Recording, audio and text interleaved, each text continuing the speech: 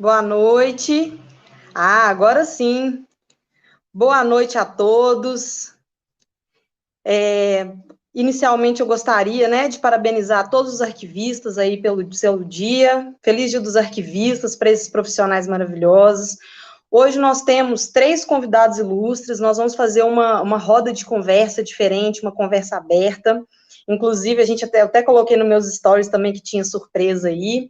E nós vamos conversar com o professor Daniel Flores, com a professora Cintia, com o professor Welder, sobre a confiabilidade, a confidencialidade, a segurança dos arquivos no ambiente digital. Só que a proposta dessa noite é um pouco diferente, porque nós vamos fazer uma conversa aberta que vocês vão votar nos temas que vocês querem ouvir. Então, passando para vocês os temas, nós vamos disponibilizar na plataforma do mente.com, para vocês votarem. Nós vamos ter 5 temas para vocês votarem. Os 3 mais votados, esses 3 temas mais votados, nós vamos trabalhar ao longo da live com eles, tá? Então, o primeiro tema são os elementos e fatores que denotam a segurança dos arquivos no ambiente digital. O segundo tema é o arquivista e o ambiente digital. O terceiro tema é legislação e normas arquivísticas e o ambiente digital.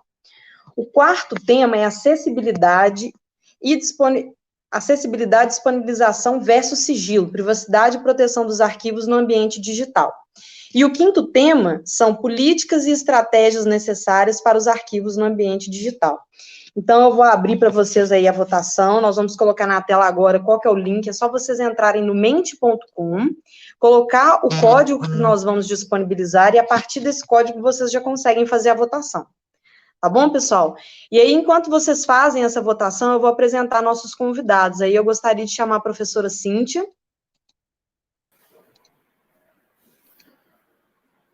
Olá, boa noite, Cintia. Boa noite, Isabela. Boa noite. Olha, a professora Cintia, ela possui graduação em História pela Universidade Federal de Minas Gerais, ela tem mestrado em Administração Pública pela Fundação João Pinheiro, doutorado em Ciência da Informação pela Universidade Federal de Minas Gerais e pós-doutorado pela Universidade de Salamanca. Atualmente, a professora Cintia, ela é professora adjunta da Universidade Federal de Minas Gerais e tem experiência na área de arquivologia, atuando principalmente nos seguintes temas: arquivologia, gestão de documentos digitais, avaliação de documentos arquivísticos e reestruturação curricular. Boa noite, professora Cintia, seja muito bem-vinda. Boa noite, Isabela, boa noite a todos que estão nos assistindo nesse Dia do Arquivista. Primeiramente, eu quero parabenizar a todos pelo Dia do Arquivista, que é tão importante para a gente. Então, parabenizar os arquivistas que estão aqui presentes, os arquivistas que estão organizando esse evento, né? A Isabela, em nome da Isabela, agradecer a Marc por essa live, que é um pouquinho diferente para a gente também, né? Que a gente não vai preparar, a gente não preparou nada, nós vamos discutir as coisas aqui, vamos conversar um pouco. E eu acho que vai ser uma conversa bastante produtiva com os nossos colegas aqui, Daniel e o Welder, que vão entrar daqui a pouquinho, tá? Mas agradecer pelo convite, eu estou muito honrada de estar aqui no Dia do Arquivista conversando com vocês. Nós é que agradecemos, professor. Em nome da Marc, eu quero agradecer também a presença, a disponibilidade e parabenizar pelo seu dia. E, pessoal, eu esqueci de comentar com vocês que eu tô com 2 pets aqui, sabe? Que eles fizeram questão de participar da live. Só que, às vezes, eles querem participar ativamente. Então, se vocês ouvirem algum latido no fundo, são os 2 querendo dar pitaco. Eu vou seguir agora, conversar agora com o professor Daniel Flores.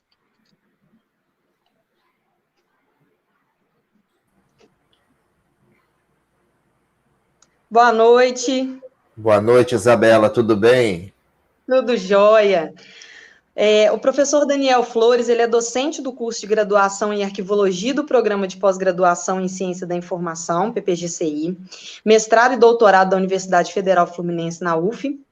Ele é líder do grupo de pesquisa CNPq, da UF, GEDA, Documentos Digitais, que é de Gestão, Preservação, Acesso e Transparência Ativa. Ele é pesquisador do Grupo de Pesquisa da Universidade de Brasília, da UNB, Fundamentos Históricos, Epistemológicos e Teóricos da Arquivologia, bacharel em Arquivologia pela UFSM, especialista em Organização de Arquivos pela USP, mestre em Engenharia da Produção, Tecnologia da Informação pela UFSM, doutor em Documentação pela USAL, na Espanha, que foi revalidado pela UFRJ como doutor em Ciência da Informação no Brasil e pós-doutorado na USAL, na Fundação Carolina, em Documentos Digitais, Gestão e Preservação Digital. Ele é consultor e assessor em projetos de transformação digital arquivística.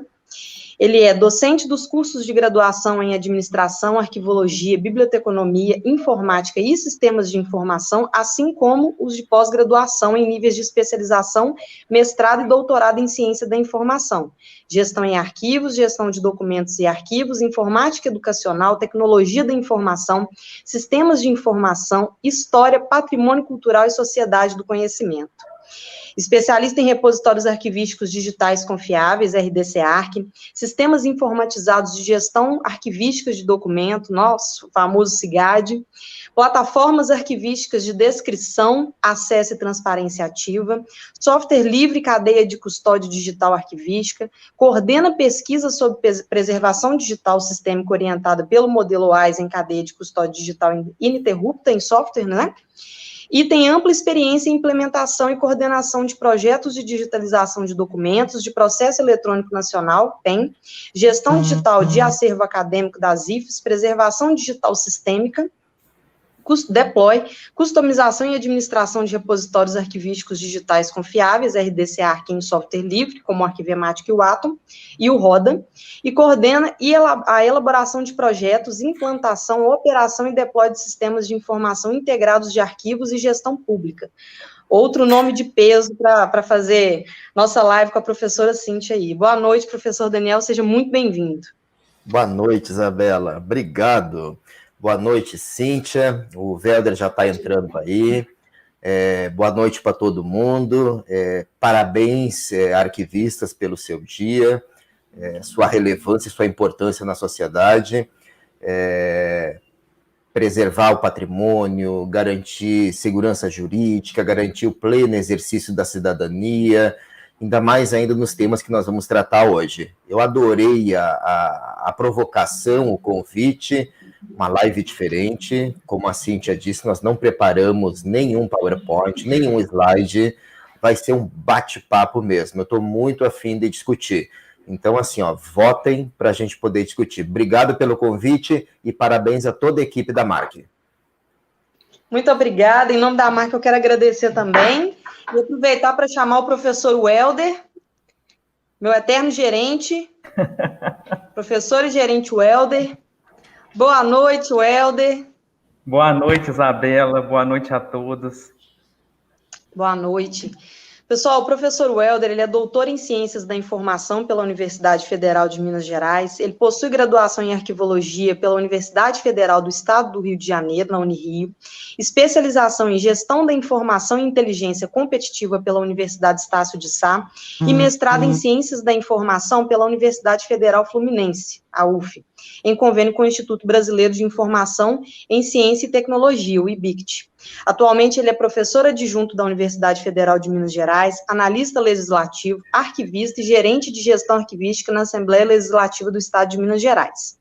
Ele tem experiência em arquivologia e ciência da informação, atuando principalmente nos seguintes temas: arquivologia, políticas arquivísticas, gestão de documentos, planejamento e projetos arquivísticos, arquivos permanentes, descrição arquivística, direito de acesso à informação, ensino em arquivologia, reestruturação curricular e interdisciplinaridade.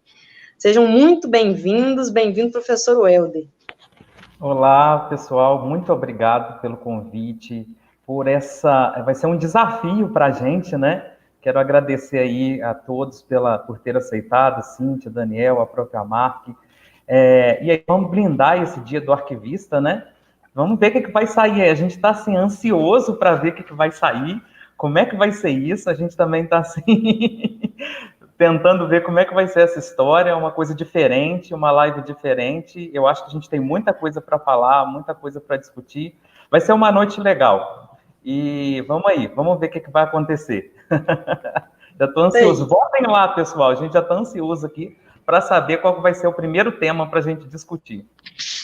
Ah, é verdade. Nós não vamos mostrar todos os temas votados, não, viu, pessoal? A gente vai mostrar o primeiro tema e vai deixar os outros em segredo, porque a gente quer surpreender nossos convidados também.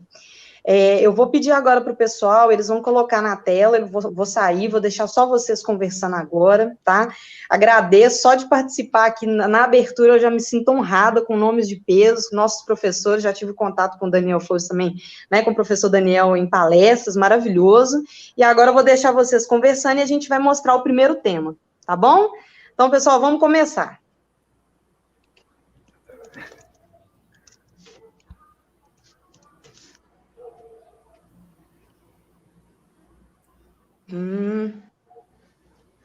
Primeiro tema mais votado, vocês estão conseguindo ver? Estamos. Elementos e fatores que denotam a segurança dos arquivos no ambiente digital. Ó, eu ganhei a aposta, hein? Ganhou. Ganhou Estava pensando exatamente nisso, ganhou a aposta. O Weber disse, garanto que vai ser esse o primeiro. E aí, quem vai começar? Como é que vamos? Vamos lá. Vai a Cíntia. Tá sem som, Cíntia. Vai na ordem. Cíntia, por favor. Quando a gente pensa em elementos e fatores que garantam a segurança, a gente tem que pensar na cadeia de custódia toda do documento, né?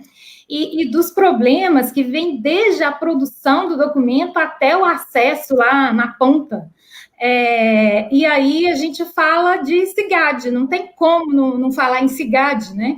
Porque com o documento digital, a gente sabe que a gente não pode produzir o documento e deixar para tratar depois. Se a gente criar massa documental acumulada de documento digital e achar que vai resolver o problema no futuro, não vai resolver. Muitas vezes as pessoas ficam associando, tentam fazer algum tipo de associação com o documento em papel, mas nesse aspecto é muito, muito sério, né? Se a gente não tiver SIGAD para poder tratar os documentos desde o momento em que eles são produzidos e ali no início a gente já ter metadados para poder identificar aquele documento corretamente, dificilmente a gente vai ter documento no futuro. E aí a gente vai ter aquilo que a gente fala que está muito em voga hoje, que é a questão do silêncio dos arquivos, né? É algo que eu tenho estudado um pouco, essa questão do silêncio, porque com o digital a gente está gerando vários tipos de silêncios, e a gente vai discutir um pouquinho desses silêncios daqui a pouco. Eu acho que é um assunto legal para a gente falar aqui, sabe, Daniel e o Helder? Eu vou deixar vocês falarem um pouquinho, e aí a gente pensar nessas coisas, que a gente tem que fazer essas ações que a gente tem que ter, que a gente não pode deixar para depois. O documento digital, ele exige um tratamento muito anterior ao documento em papel, ainda que tenha as similaridades. A gente sabe que qualquer documento tem que ser tratado, e aí a gestão de documentos se torna muito mais importante, né? Então, assim, é oportunidade para o arquivista? Sim, porque com o documento digital ele é mais necessário, tá? Não existe essa coisa do arquivista ser menos importante no momento em que você produz mais documentos digitais. Muito pelo contrário, o arquivista é cada vez mais requerido nesse contexto para que ele produza os instrumentos arquivísticos, o plano de classificação e a tabela, porque sem esses instrumentos a gente não consegue fazer gestão de documentos, não consegue ter SIGAD. A gente não pode ter SIGAD se não tiver os instrumentos de gestão. Então, às vezes as coisas se invertem, né?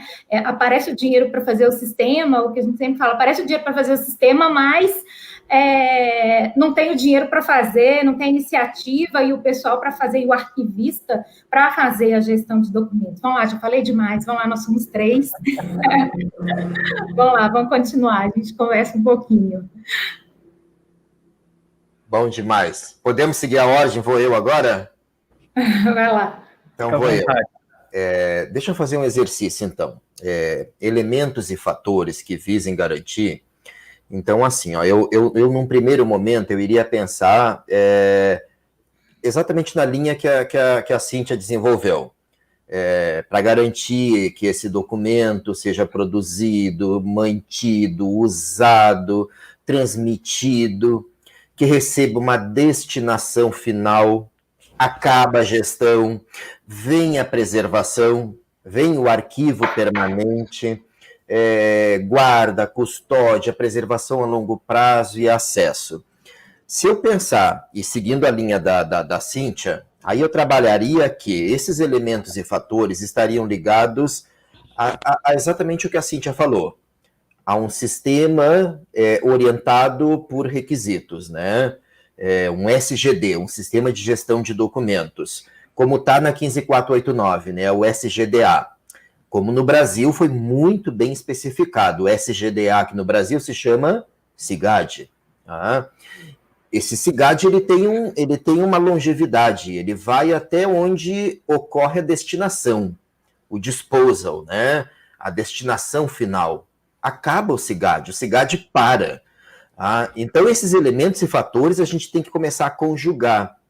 O elemento é o SIGAD, depois tem um outro elemento que é o RDC-ARC, e os fatores são quando existe a destinação final.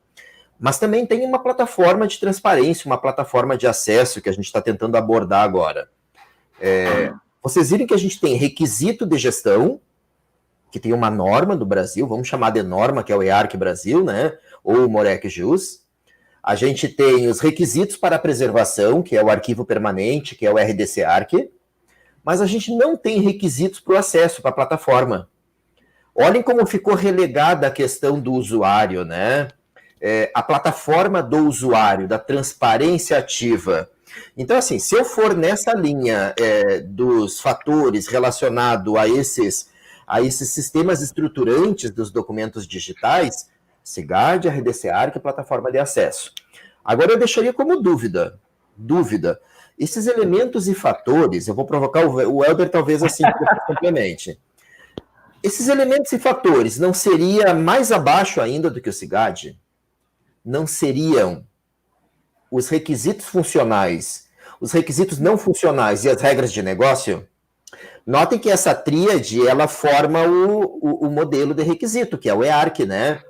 Então, olha como a gente começa a dar uma cientificidade na coisa. Não é o sistema, mas sim os requisitos que foram homologados pela área, que são funcionais, não funcionais e regras de negócio, que criam um documento que é reconhecido no mundo inteiro, que é o EARC Brasil, aqui no Brasil, ou que é o MOREC JUS no Judiciário, ou que é o DOD nos Estados Unidos, ou que é o DIRCS na Austrália, e que vai gerar o SIGAD.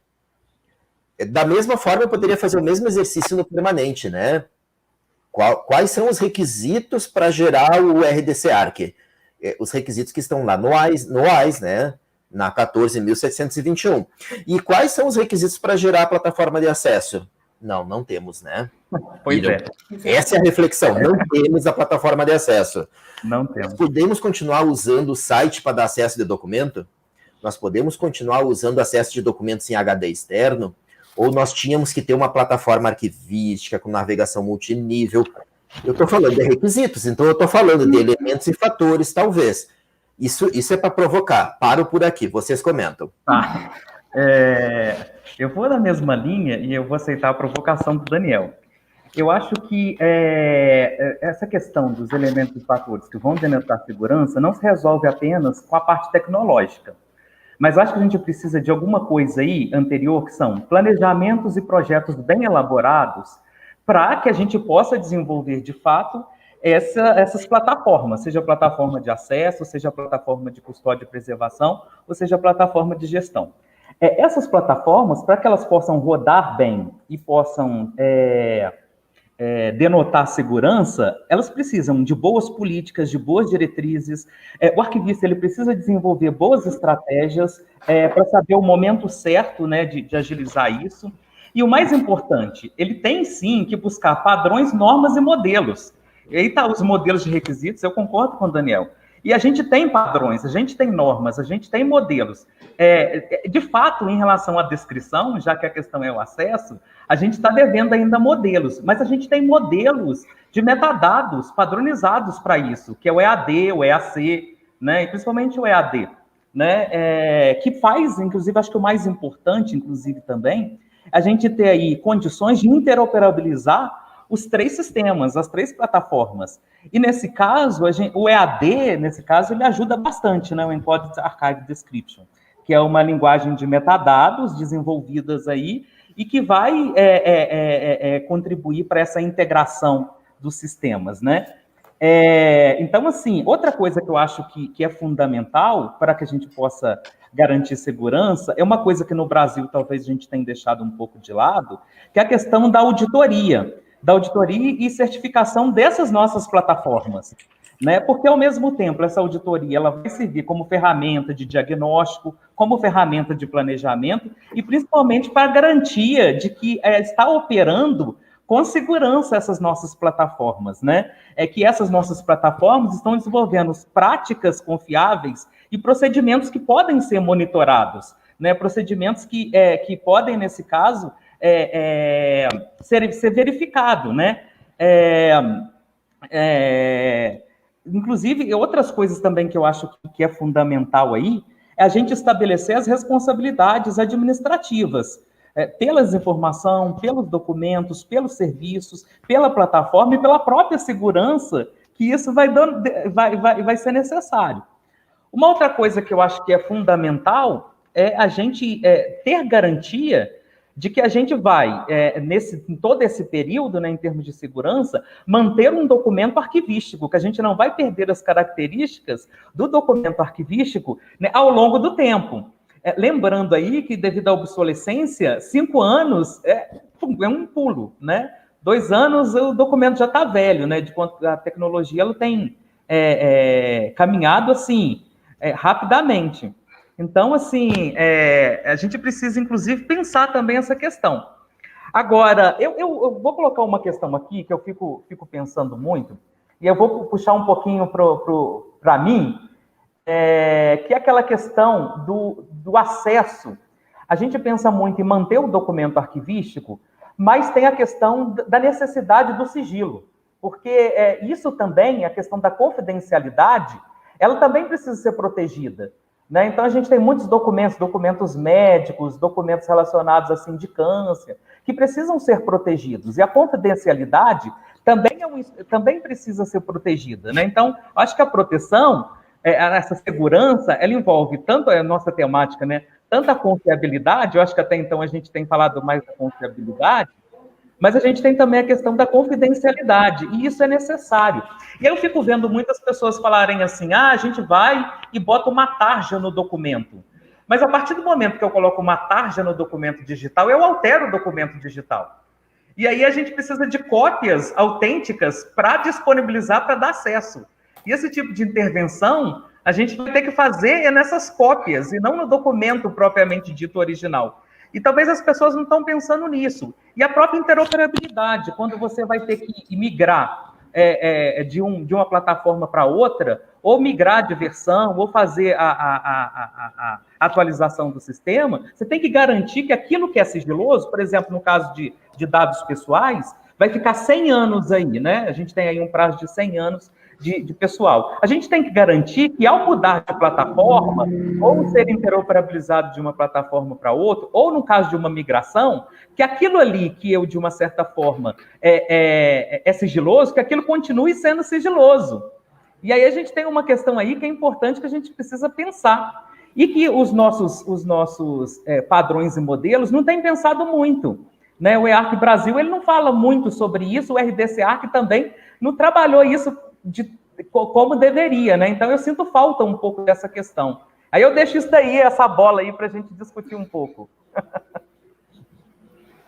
O Daniel e o Helder, só queria falar uma coisa, a questão do acesso realmente, né? É uma questão séria, essa questão da segurança, né? E essa questão da padronização eu fico pensando, né, no caso dos usuários que vão buscar documentos de arquivo, fazem uma busca no Google e caem dentro de uma base de dados, de um arquivo.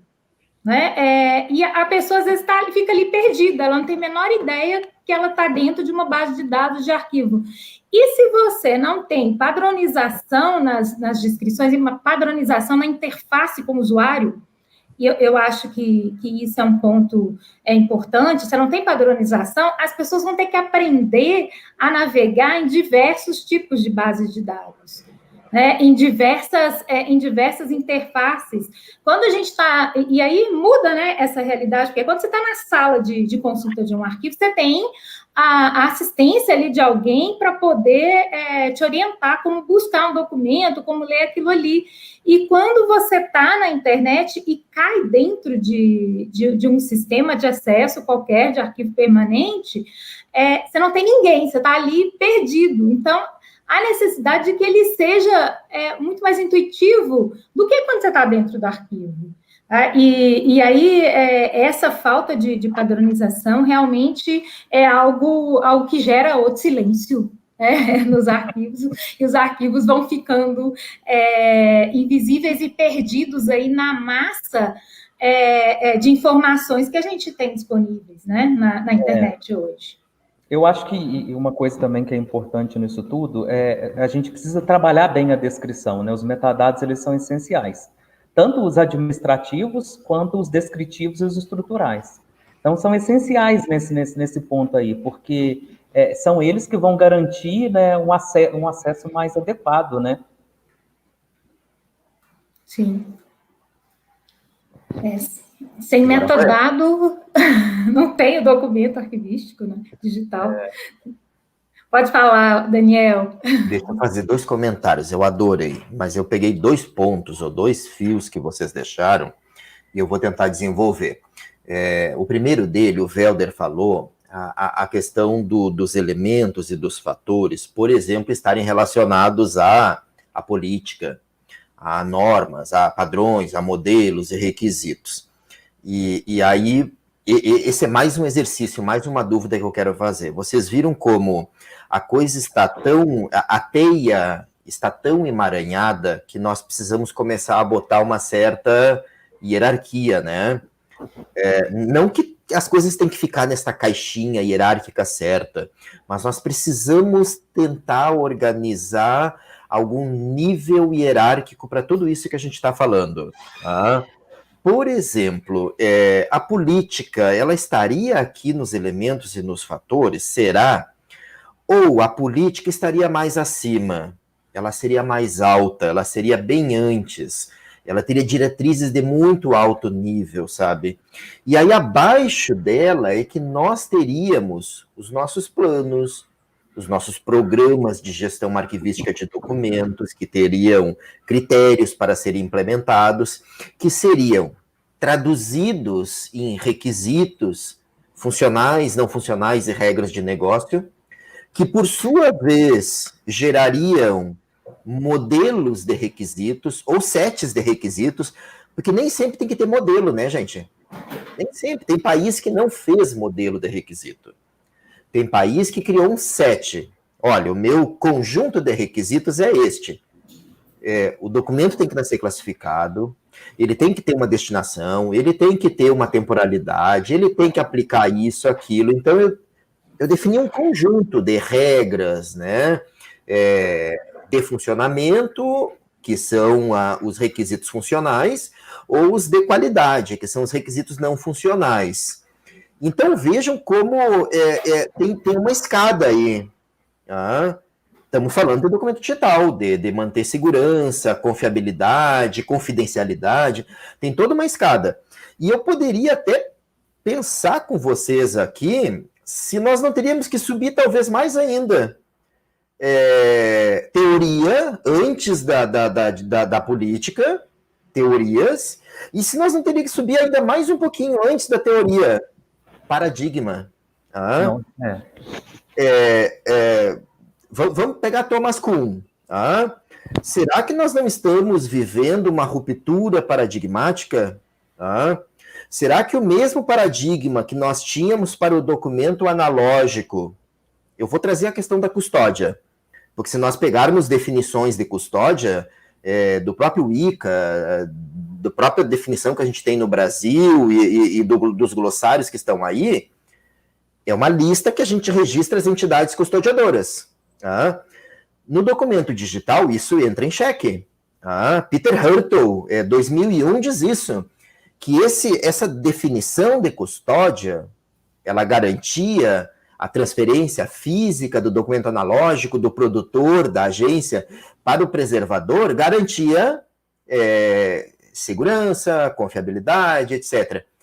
No digital mudou. A pergunta é, não muda? Não tem um impacto no paradigma da área? Não tem um novo paradigma agora para documentos digitais? Então, vejam, é a escada. Paradigma, que é maior que teorias, é maior. Então, paradigmas, teorias, políticas, diretrizes, planos, etc. E vai descendo esta escada. Então, veja como é complexo esse exercício, é muito complexo. Porque às vezes a gente quer falar, eu quero falar agora de requisitos. Mas aí a gente, não, mas tem que falar de política. Não, mas aí eu subi, aí eu estou no outro nível. Não, mas aí também tem que falar de teorias. Quais são as teorias que nós temos sobre gestão, sobre preservação, etc. Olha as abordagens dos modelos de gestão de documentos no mundo, são teorias. E acima disso, os paradigmas. Então, vejam a complexidade que existe. Eu nem vou entrar no tema 2, que seria a questão de confiabilidade e confidencialidade. Abro para vocês falarem sobre isso e depois eu falo do tema seguinte. Tá, eu acho que, de fato, assim, os paradigmas estão mudando. Preservar não é exclusivamente uma proteção física mais. Até porque, antigamente, preservar era manter intacto, não mexe mais. Deixa do jeito que está. E preservar com o digital passa a ser muda, senão você perde. Permanentemente, né? Não pode deixar do jeito que está. E anteriormente, preservar deixa do jeito que está. Agora, preservar muda, senão você perde. E preservar, ele ultrapassa agora, ele não é mais exclusivamente proteção física. Tanto é que você está vendo que a gente... Olha o quanto que esse leque se abre, né? Anteriormente era muito mais fácil falar de preservação no analógico, né? E, Velder, deixa eu aproveitar esse momento que é ótimo. Você trouxe uma coisa ótima na preservação. A preservação, ela estava... dois princípios que a gente estava muito acostumado com a preservação, mesmo que digital. Era a interferência direta no documento, né? A manipulação direta. Isso. Chegava um material que se obsolecia, digital, e eu, profissional da área, arquivista, ou bibliotecário, ou museólogo profissional que estivesse mexendo com aquele material digital, iria fazer uma intervenção direta naquele material. Muito, muito custodial, né? Muito de pegar aquele material e convertê-lo a um outro formato, aplicando uma estratégia. Eu pegava aquele áudio que se obsolecia, MP3, e convertia para outro formato. Esse é um princípio que já mudou. Agora a gente não pode mais fazer isso pegando o objeto, né? Agora Sim. Tem que ser como? Obedecendo uma política, obedecendo uma diretriz registrada. Eu não posso mais fazer a meu critério empírico. Eu li no jornal hoje que estão convertendo áudio de tal formato para tal. Aí eu vou aplicar no meu arquivo. Não pode mais. Tem que ter uma política. E essa política tem que estar regrada de acordo com a teoria, de acordo com critérios. Para isso está o Pronom lá do Arquivo Nacional do Reino Unido, né, que já tem regras para converter mais de 1000 tipos de materiais de documentos, de extensões de documentos, né? Outra questão que eu queria falar, e em relação à preservação digital também, está ligada a essa questão da custódia também. Nós estávamos muito atrelados à questão de que eu detinha um material. Agora não é nem mais a pós-custodial que nós estamos falando, não é pós-custódia. Nós estamos falando de custódia, que precisa, porque é documento que tem que ser mantido autêntico, mas é uma custódia compartilhada, né? É uma custódia que o arquivista não vai ter esse documento para manipular. Ele vai compartilhar essa custódia com outro profissional de TI. E além disso, além de ser compartilhada, ela vai ser descentralizada.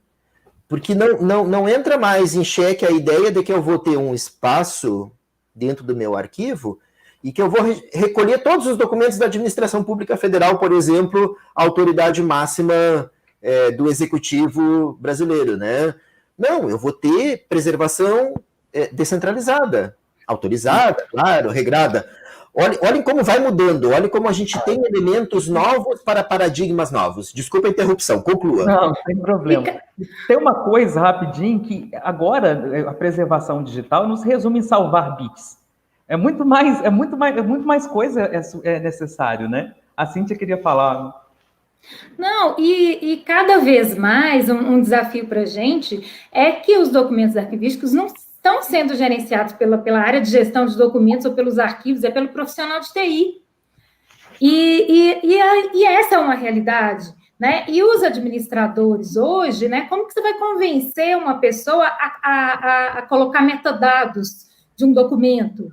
Tá? As pessoas não... O documento, a produção do documento, no exercício da atividade de cada um, é uma rotina, e com o documento digital, você tem que ter todo um convencimento que ele é diferente, porque sem isso não vai acontecer, de que as pessoas precisam produzir os metadados para aquilo ali, para que você consiga ter aquele documento no futuro. Agora, como que você convence? Se isso trouxer algum benefício. Se isso não trouxer benefício nenhum para a pessoa que está fazendo, para o administrador, se ele não enxergar que aquilo ali é um benefício para ele, ele não vai fazer. Né? Como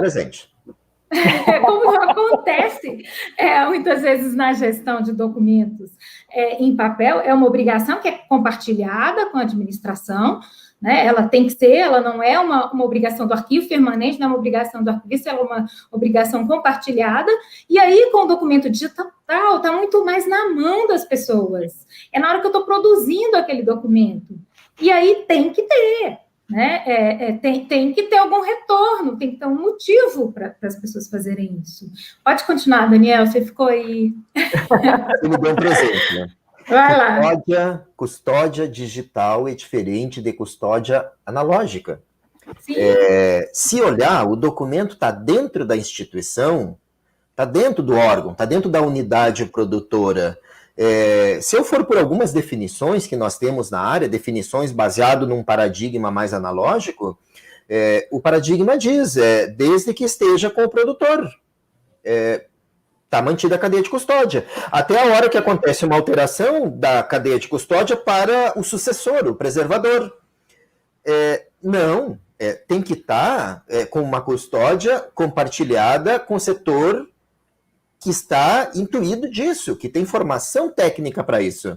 Então, manter um documento digital sob a custódia exclusiva da TI é um equívoco, é uma ruptura da cadeia de custódia. Então, olhem essa questão, não está correta a custódia. Quando a gente rompe a custódia, coloca em xeque a autenticidade. Esse documento tinha que estar sob a custódia de armazenamento compartilhada pela TI, mas de inferência de políticas da área de arquivo. Não dá para continuar com essa produção em sistemas eletrônicos de informação que estão aí no Brasil, que estão produzindo milhas e milhas e milhas de documento, mas a gente contacta o arquivista da instituição e o arquivista não consegue nem sequer saber o que está sendo produzido. Ele não tem uma conta administrativa para olhar as tipologias, para olhar as temporalidades, para fazer uma previsão de recolhimento, uma previsão de transferência decorrente para o intermediário. Então, olha, está comprometido. A disposição final está comprometida, porque não há inferência de uma política arquivística. E tudo isso tem a ver porque houve uma ruptura paradigmática. Existe um paradigma aí que tem que ser analisado antes mesmo da teoria, porque o paradigma influencia as teorias. O set de teorias para depois de política, para depois de requisitos. Brigadíssimo, Cíntia. Tinha outra questão que você queria colocar, Daniel, da confidencialidade. Acho que a Isabela está chegando aí. Acho que Isabela chegando aí. Fala, chefa. Isabela está chegando, exatamente. Nós vamos passar para o segundo tema. Nossa, foram excelentes. Oi? Foi quente o primeiro, hein? Nossa, foi super quente. Inclusive, vocês tocaram num ponto que eu acho super interessante, que é com relação a essa quebra paradigmática da arquivologia, né? Porque, como o professor Daniel Flores colocou, o paradigma nasce para dar conta de uma questão do real, né? Para dar conta da realidade.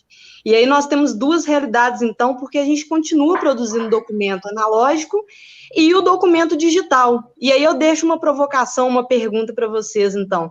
Nós estaríamos criando paradigmas concorrentes? Nossa! Para dar conta das duas coisas? Até que ponto, né, essa demanda do digital vem, de fato, causar uma ruptura? É uma ruptura ou uma releitura do paradigma? É um ponto que eu acho interessante também, e o professor Daniel também já deu meio que um spoiler do segundo tema, quando ele falou sobre essa relação hierárquica, né? Quando a gente vai pensar nesses modelos de requisitos e etc. Coloca, por favor, o resultado, pessoal, do segundo lugar aí, do mais votado. Olha só o que nós tivemos. Lê para nós. Exatamente, políticas e estratégicas necessárias para os arquivos no ambiente digital. Nossa. Ótima pontuação. Vou deixar vocês agora conversarem sobre. E aí, quem começa? Nossa. Bom, deixa eu recuperar, eu vou só atropelar a Cíntia aqui, mas é a Cíntia que começa, viu? É sempre eu? A Cíntia começa, Já tô a sabendo. voz é dela, mas eu vou atropelar só pelo que a Isabela deixou, essa questão do paradigma, né, da ruptura. Veja como, muito provavelmente, nós estejamos com dois paradigmas aqui, nós fizemos a ruptura, lembre que paradigma tem isso, tem ruptura e tem transição. Tá? Primeiro a gente rompe, depois a gente transiciona. Eu acho que a transição nós não estamos fazendo, não está pronta ainda. Nós estamos no ínterim da coisa, né? De romper e ir para o novo paradigma. E aí eu acho que aparece aí também a figura de que nós temos referenciais híbridos, e tem um texto de uma autora, desculpa que eu não estou com material aqui, mas até o Zé Maria, o professor José Maria Jardim compartilhou um texto muito legal sobre o arquivista híbrido, tá? Porque não é um novo arquivista, não é uma nova arquivologia, né? É a mesma arquivologia, é o mesmo arquivista, que ele tratava o analógico, que ele tratava o suporte papel, etc., e que agora, da mesma maneira, ele vai ter que continuar tratando o digital, e que já estavam acontecendo essas viradas de chave, mas agora com a pandemia, isso vai ser avassalador. Os órgãos estão produzindo e digitalizando de uma maneira impressionante, e que nós vamos ter que dar conta. Então, assim, o arquivista híbrido está aí e está sendo cada vez mais demandado. Era só para fechar essa questão dos paradigmas, que efetivamente a gente tem esse convívio agora. Mas a Cíntia que vai começar. Então tá, né? Em relação, então, a políticas, né? A gente tem que começar de cima com a política de arquivos, efetivamente implementada não só com leis, como muitas vezes a gente costuma associar política de arquivo com lei de arquivos, e leis não nos faltam, falta implementação. Então, sem recurso para implementar, não acontece uma política, sem pessoal, sem arquivista, né? E sem os recursos financeiros, e sem o arquivo localizado em uma posição estratégica na estrutura, não acontece política de arquivo, e muito menos política de arquivos digitais, políticas que abranjam e que deem conta das necessidades dos documentos digitais, porque a gente estava conversando que cada vez mais cedo é necessária a intervenção arquivística no documento, quando ele é o documento digital. Então, a gente começa com política de arquivo, de fato implementada. E aí, a gestão de documentos acontecendo e o envolvimento de todos nessa política de gestão de documentos, né, aquela coisa da política, né, da gestão de documentos que a gente estava conversando, assim como todas as funções arquivísticas, né, e a minha área específica é avaliação, e a necessidade de ser algo corporativo, né, nós hoje lidamos com uma massa de documentos que que a gente não conseguia imaginar, né? Se a gente fala naquela explosão documental lá da década de 40, quando a administração começou a se tornar mais complexa, né? E intervir mais na vida das pessoas, estado de bem-estar social, etc., que a gente teve a necessidade de avaliar documentos. O que vocês me dizem agora? Né? E muitas vezes essa aparente, né, possibilidade de armazenar para sempre o documento digital gera uma falta de avaliação, ou um pouco interesse pela avaliação de documentos. Então, vamos guardar tudo. Porque a gente pode. O curso do HD, ele vai diminuindo a cada dia, né? A cada 18 meses, parece que ele cai a metade. Essa era uma conta que, 24 ou 18 meses, o custo vai caindo a metade. Isso, em vários países do mundo, tem gerado um acúmulo de documentos que, na verdade, gera menos informação. Né? A gente tem mais documento e menos informação aproveitável. Menos informação que o ser humano, inclusive, dá conta de administrar. Então, a gente tem que lidar hoje com... E aí, quem vai lidar com o documento, quem vai pesquisar no documento digital, vai ter que lidar com ferramentas computacionais. Não é mais a capacidade humana de lidar com documentos que a gente pode considerar. Né? Então, a gente produz massas e massas de documentos, e se a gente não tiver políticas, desde a política de arquivo, a gestão de documentos e a política lá no acesso...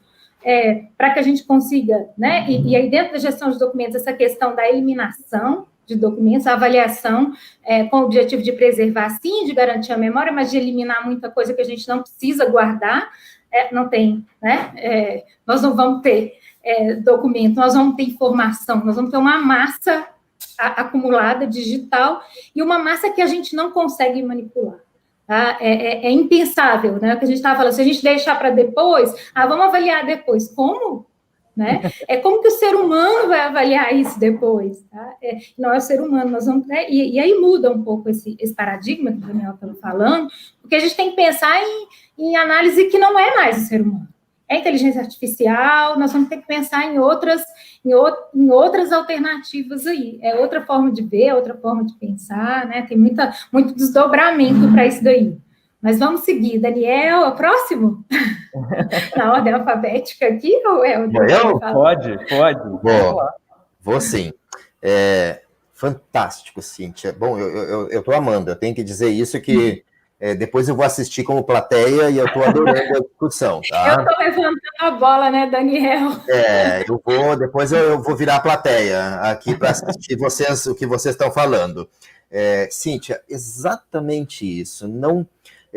Isso é um novo paradigma, é um novo princípio de transição paradigmática. Essa ideia que nós tínhamos de manipular diretamente o documento, do homem, do ser humano, do arquivista mexer com o documento, mesmo que digital, converter, migrar, emular e etc., isso está sendo superado. E o que aparece? Políticas. O tema o que foi votado agora, é o segundo, né? Políticas. Então, quer dizer, a preservação digital, ela não será mais aquela preservação digital. Olha, eu não estou falando de preservação analógica, eu estou falando de preservação digital já, que já é obsoleta sob esse viés. Exatamente aquilo que a gente diz, a gente não consegue ensinar em aula o fazer técnico, a gente tem que ensinar o aprender. Porque eu dava aula de estratégias de preservação digital alguns anos atrás. Migrar, converter, emular, virtualizar e etc. Agora isso tudo está ultrapassado. Aquelas aulas que o Daniel dava de preservação digital há anos atrás já são obsoletas. Então, o que eu tenho que ensinar? Que esse aluno continue aprendendo nesse ambiente, que ele esteja apto para reaprender sistematicamente. Políticas. Então, quer dizer, a conversão do documento, a migração, não será o arquivista que vai fazê-lo. será uma política que vai ser implementada na plataforma. E nem é a plataforma, nem é o software, tá? Que às vezes o pessoal fica meio com medo, achando que a gente está falando de arquivemática como se a arquivemática aparecesse como algo milagroso, iria fazer preservação, iria fazer garantia da autenticidade. Não. O arquivemática ele é uma implementação das normas, é uma implementação das políticas que nós definimos. Se não tem alguém por trás revendo essas políticas, esses planos e essas normas, a ferramenta de nada vai servir. Inclusive, esse aumento vai ser cada vez maior, cada vez mais gigantesco. É o Big Data dos arquivos que nós temos que estar preparados. Tá? Os Big Datas e os Small Datas, que nós vamos ter que cruzar. Os nossos repositórios digitais confiáveis terão trilhões de documentos e estarão em LOD, aquilo que está lá no RIC, que nós temos que aprender agora. A descrição arquivística será por RIC, Records in Context, ou documentos em contexto. Linked Data, quer dizer, eu tenho documento, mas eu tenho informação sobre, eu tenho um banco de dados, mas eu tenho informação sobre, que dá sentido, web semântica, sabe? E um último comentário, antes de terminar de falar sobre as políticas, que o centro é a política, o eixo é a política, e não mais o fazer técnico. Sempre tem que rever a política. E vocês viram que esse é um prêmio para o Dia do Arquivista hoje, né? A gente sempre falava da lei, da 6546, a lei que regulamenta a profissão de arquivista, que ela era muito executiva, né? Muito alto nível. Deliberar, implementar, conceber, planejar, sabe? Vocês viram que tudo que se está caminhando é para uma lei de 78? O arquivista que se quer é aquele da lei. A lei não está desatualizada, é o que planeja. A lei não está desatualizada. Aliás, a lei está super atual. As pessoas que a elaboraram, extremamente iluminadas, porque o arquivista será esse, não será um arquivista manipulando objetos digitais e convertendo, e migrando, e tocando em HDs externos, e fitas DATs, e VHS. Ele vai definir política para essas preservações acontecerem em cadeia de custódia. Ele vai definir política para o acesso. Quando que serão migrado? O que vai ter garantia de confidencialidade? Não vai para o acesso, ou vai ser tarjado, e vai ser uma derivada, não vai ser original.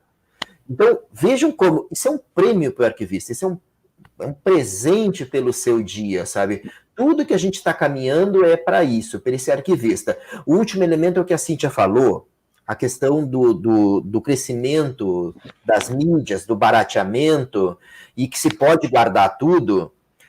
Vejam que na própria TI, no próprios setores informáticos, isso já foi derrubado. O profissional de TI já não fala mais isso. Por quê? Porque o problema não é o guardar, não é o storage de armazenamento. O problema é manter esses documentos no sistema hot. Manter processos judiciais no sistema de gestão, que não é sistema de gestão de documentos, porque não tem requisitos, né? Mas manter lá no EPROC, manter lá no PJE, no processo judicial eletrônico, manter lá no SEI, porque ele se sobrecarrega. É tecnologicamente inviável achar que nós vamos manter todos os documentos produzidos naquele sistema. Eles já colapsaram nos últimos anos, e os setores de TI tiveram que fazer algo, infelizmente, por falta desta custódia que a Cíntia também falou, custódia arquivística, né, que infere política na custódia compartilhada digital. Teve setores que andaram apagando o documento digital, que é aquele princípio de apagar por cauda. Delete tail, vai lá e apaga a cauda, os documentos mais antigos, os 2 últimos anos, de forma indiscriminada, afastado da avaliação documental, afastado de critérios, afastado da lei. Muito provavelmente cometendo crime em massa, porque deveriam ser objeto da avaliação. E se tivesse aplicado a política que nós temos, que está manifestada numa norma internacional de preservação, que é o OAIS, que é o arquivo permanente digital, esses sistemas já estariam desonerados, né? Porque daí venceria o seu prazo de guarda corrente intermediária e esses documentos sairiam do PJE, sairiam do SEI, sairiam do EPROC, iriam liberar a capacidade de processamento e estariam num outro sistema com episteme diferente de custódia, de preservação, de proteção, algo que as políticas arquivísticas deram conta, só que elas ainda não estão sendo aplicadas. E porque o arquivista não tem custódia desse material digital. Essa é a pergunta. Os arquivistas dos setores que estão produzindo documento digital estão com custódia desses documentos digitais? Ou quem está com a custódia é o setor de TI? Sim. E aí o arquivista não consegue inferir política. Ele não consegue ter autoridade política sobre esses documentos. Quem tem é único e exclusivamente o setor de TI. E que não foi porque o setor de TI escolheu isso e quis isso. Foi algo que a gestão, que a administração deu a ordem. Vocês vão cuidar disso, vocês vão se responsabilizar, vocês vão eliminar. Então é exatamente isso que também foi falado, não basta só lei. A política é muito mais ampla, envolve acordo com a gestão, envolve orçamento, recurso, posição estratégica do arquivo, posição empoderada estratégica do profissional. Isso é política. Welber, desculpa se eu me estendi. Não, sem problema. Eu queria acrescentar que as políticas é que vão dar sustentabilidade técnica para o arquivista. Sabe? A política ela é necessária porque ela que vai trazer responsabilidades que vão levar ao alcance do propósito. Né? Então, assim, sem política, não tem técnica que se sustente. Então, assim, a gente precisa de um arquivista que esteja exatamente desenvolvendo, criando políticas, né, e colocando essas políticas para rodarem. Então, isso é essencial. Ele precisa assumir esse papel político. Né? E ele precisa entender que é isso que vai dar sustentabilidade para ele. É isso que vai dar voz. A política é a voz do arquivista. É como ele fala, né? O que ele fala, é as diretrizes, são as orientações, aquilo que ele tem para colocar. Agora, para a nossa pergunta mesmo, né? Políticas que são necessárias, eu acho o seguinte, acho que a gente, em termos de segurança, né? Para mim, são 3 coisas essenciais. A gente precisa dar conta da integridade e da autenticidade desses documentos. E para isso, é aquilo que a Cíntia colocou. Sem uma política arquivística e uma política de gestão de documentos, que cuide desde a produção documental, parece que alguém, acho que foi a Gisele, comentou aí, eu acho que vai ser impossível a gente dar conta disso, da integridade e autenticidade do documento. Então, eu acho que a primeira ela é essencial, né, para garantir a integridade, a autenticidade e a identidade do documento, que é exatamente essa política de gestão de documentos que vai atuar desde lá a produção documental. A outra coisa que a gente precisa estar atento é com relação à confidencialidade desses documentos, né? E o acesso a esses documentos também, que o acesso, ele não faz sentido, se a gente produz documento é porque alguém precisa acessar. Se eu classifico documentos é porque alguém precisa acessar. E eu classifico para o acesso ser mais rápido. Se eu avalio, elimina para eu ter um volume menor e ser mais fácil de acessar e dar acesso àquilo que de fato tem valor. Se eu descrevo e se eu preservo é porque alguém precisa acessar. E a gente precisa, então, dar conta de uma política de acesso, nesse caso, uma política de acesso que converse com uma política de proteção de dados, que a gente estava deixando isso de lado. A 8.159 já falava que a gente tinha que ter cuidado com a questão da imagem, da honra, da privacidade, e a gente não discutia isso. E agora, isso está batendo na nossa porta. A lei de acesso à informação também trouxe essa questão, e essa questão da proteção, política de proteção de dados, o arquivista ele precisa participar desse processo, porque está chamando só o pessoal de TI para discutir sobre proteção de dados, como se o problema fosse só um problema tecnológico. Então, para a gente dar conta dessa questão da confidencialidade, a gente precisa, sim, dessa política de acesso, conversando com uma política de proteção de dados. Uma outra coisa que eu acho essencial é a questão da disponibilidade. E a gente precisa dar conta para que os documentos estejam em condições de serem acessados por aqueles que precisam, no momento que precisam, na forma que precisam, quando precisam. E, então, assim, isso é essencial. E aí ele precisa, sim, trabalhar ali uma política de disseminação, ele precisa trabalhar uma política de comunicação, e isso é essencial, né? Eu acho que essas aí são, para mim, as mais importantes. É lógico que outras precisam serem desenvolvidas, né? Uma política de segurança, e todas elas precisam conversar. Eu acho que esse é o maior desafio ainda, né? Colocar tudo isso para conversar, porque essas políticas elas precisam conversar, e inclusive, é um trabalho, muitas delas envolvem um trabalho interdisciplinar.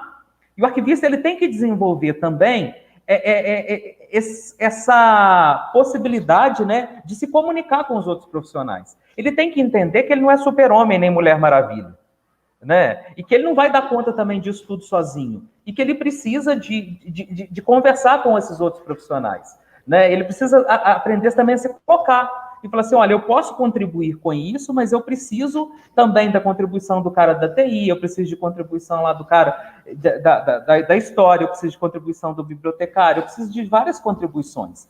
Então, assim, ele também precisa parar de bater no peito e achar que ele é super-homem e Mulher Maravilha, né? Porque senão a política também não vai funcionar, porque uma política só baseada na visão dele, eu acho também que não é o caminho, né? E aí eu falo que ele precisa entender, ele precisa trabalhar as estratégias. Ele precisa tentar entender esse contexto onde ele está inserido para que ele possa construir estratégias de aproximação, saber o momento de bater de frente, saber o momento de conversar, saber o momento de negociar. Essa é uma outra coisa também que nós arquivistas precisamos desenvolver, que é esse papel de negociador. Não dá para a gente ficar também sendo aquela pessoa intransigente, esperando tudo tiver nas condições ideais para as coisas começarem a acontecer. Ele tem que aprender a negociar, ele tem que saber aquilo que ele pode abrir mão e aquilo que ele não pode abrir mão, aquilo que é essencial e aquilo que ele precisa manter. Então, assim, e aí, se ele não tiver desenvolvido, né, essa competência de negociador, vai ser difícil demais. Então, assim, ele precisa, para desenvolver políticas, ele precisa assumir um papel político.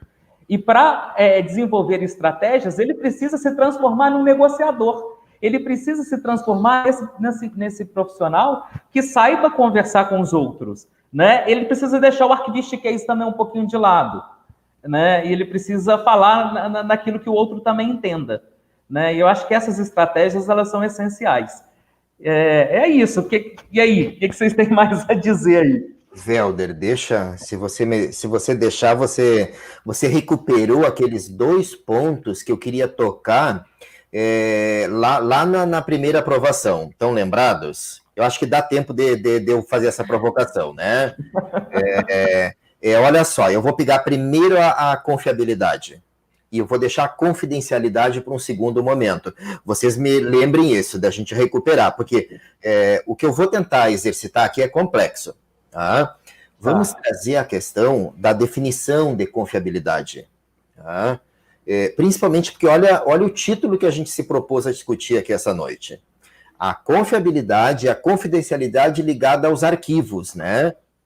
Essa é a ideia, essa é a proposta. Vocês vejam que a confiabilidade, ela tem 2 acepções, o conceito tem 2 acepções. Se nós estamos falando de documentos de arquivo, o que é a confiabilidade? É a credibilidade da afirmação do fato, né, daquele documento, que ele pode sustentar, é a completeza, os elementos intrínsecos e os elementos extrínsecos, forma e grau de produção.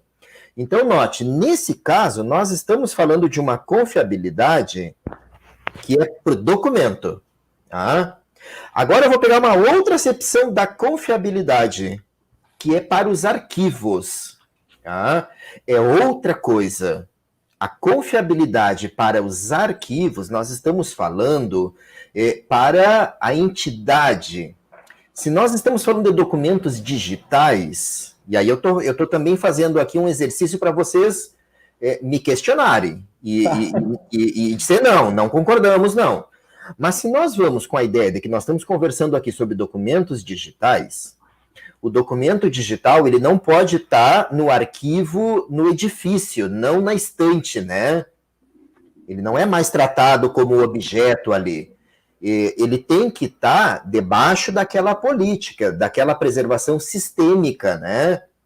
Então, quando eu trabalho com isso, quem é o arquivo? é o repositório digital confiável no Brasil. Se nós sairmos do Brasil, quem é o RDC-ARC? É o OAIS. O OAIS é um arquivo. Tá? A ISO 14721, ela define um arquivo digital.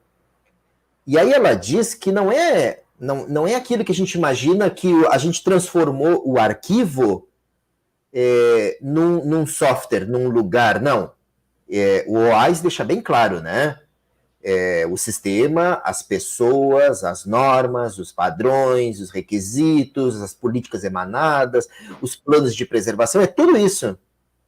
Então, o documento tem que estar lá dentro, nesse lugar. E aí agora é onde que eu queria chegar da confidencialidade. Desculpa, da confidencialidade é para depois.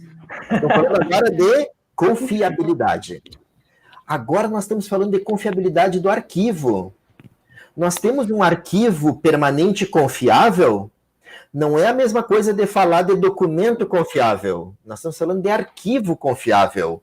Aquilo que está na definição da resolução 43 do CONARC. RDC-ARC. Repositório Arquivístico Digital Confiável. Olha, então, o que é o confiável nessa acepção? Nós podemos tirar o confiável e fazer o quê? Repositório Arquivístico Digital. Aplicando qual norma ISO? A 14.721. Não é confiável, pelo menos não nessa abordagem científica, teórica. Tá? Só será confiável quando nós aplicarmos uma auditoria e uma certificação no lugar arquivo, que não tinha presunção de confiável, e aí, se eu aplicar auditoria e certificação, esse arquivo passa a ser confiável. Qual é a norma que dá confiabilidade? A ISO 16363. Exatamente. Então, olha como muda. Uma coisa é a confiabilidade do documento, outra coisa é a confiabilidade do arquivo. E aí tem mais outro elemento que eu queria trazer ainda, que é a outra norma ISO, a 16919. 16.919, que daí não é a confiabilidade do arquivo, é a confiabilidade dos auditores certificadores. Sim. É outra norma, é a 16919. Então, ela regra, ela define elementos, critérios, requisitos e etc. para quem for certificar e dizer o quê? Esse arquivo é confiável, ou não é confiável? Tem documento confiável. Esse arquivo é confiável, tem documento confiável. E lá dentro com ele é confiável. Exatamente. Então, olha, essa reflexão é a primeira reflexão que eu queria fazer. Tem tudo a ver com o nosso título, tem tudo a ver com a nossa temática, que está expresso no que nós vamos discutir agora à noite. Confiabilidade. Tem a confiabilidade do documento, que está ligado ao momento de produção, a completeza, a forma, o grau da produção que foi inferido, e que tem que ser preservada essa confiabilidade, né? Porque não adianta ter todo um controle no momento da produção, se depois eu largo esse objeto digital, que foi super confiável, numa mídia externa. Que aí perde a confiabilidade. Perde a confiabilidade. Aí ou no storage mesmo. Isso, num storage, ou numa pasta compartilhada, ou numa pasta, ou na nuvem. E o pior é que se eu boto isso na mão de uma pessoa para gerenciar isso, uma política de gerenciamento que não vai dar conta disso, entendeu? Isso. Pessoas que não vão dar conta disso. Ou de uma nuvem que não tem requisito arquivístico. Pode ser nuvem, mas nuvem com requisito, normas, padrões e modelos. Então, é isso que eu queria recuperar. Confiabilidade do documento, confiabilidade do arquivo. Nós temos arquivos confiáveis no Brasil, digitais? Não temos. Nós temos repositórios arquivísticos digitais, mas confiáveis nós só teremos quando esta malha, esta infraestrutura de auditoria e certificação seja implementada. Sim. A ISO 16363. E que também não adianta só ela, porque também a certificadora também tem que ser auditada e certificada por uma outra ISO, que é a norma ISO 16919. Por favor, me diga isso. O documento digital não pode estar fora desse arquivo confiável, senão não será mais confiável. Não será confiável. Sim. E esse arquivo confiável precisa de uma política de gerenciamento que dê confiabilidade também. Porque não adianta também você colocar dentro de um repositório e não ter uma política de gerenciamento adequada para ele, vai perder a confiabilidade. Né? Eu queria resgatar aqui, eu também fui atrás do conceito de confiança, né? Que seria confiável. É aquilo que não falha, aquilo que é bem feito, aquilo que é suficiente para cumprir uma função, e aí tem que cumprir as funções arquivísticas, né? E é aquilo que cumpre uma expectativa, e a gente precisa, então assim, é importante a gente pensar, é um documento arquivístico que não pode falhar, é um repositório que não pode falhar, e é um arquivista que não pode falhar, e que vai estar sustentado em políticas, em modelos, em padrões, né? Então, assim, é todo um complexo. A confiabilidade não está só no documento, ela é todo um complexo que precisa conversar, que precisa dar conta, né? E que inclui organização, responsabilidades, né? Que não é só o repositório, né, que o Daniel estava falando.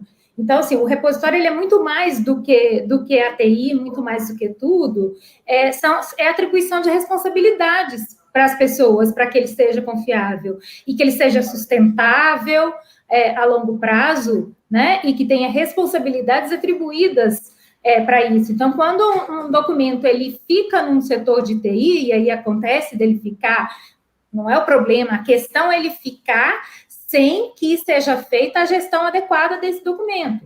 Então, o repositório é muito mais do que um suporte tecnológico, né? Não é nem aquele caso dos recolhimentos que aconteciam, às vezes, do HD, você colocava o HD numa caixa e colocava lá no arquivo como uma descrição em papel, e aí guardava. Né? Essas coisas decadente, custódia, perdendo essa garantia da felicidade, né?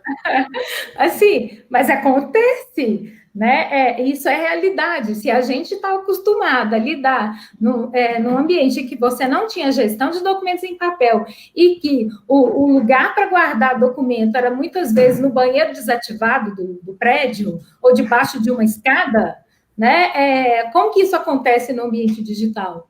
Tá? E aí as responsabilidades são muito maiores e as necessidades são muito maiores e são outras, né? Então, a gente já tem que pensar, né, Daniel, num nível muito, muito, muito elevado aí. Mas eu acho que a discussão está indo bem. Eu não sei se dá tempo da gente entrar agora na confidencialidade.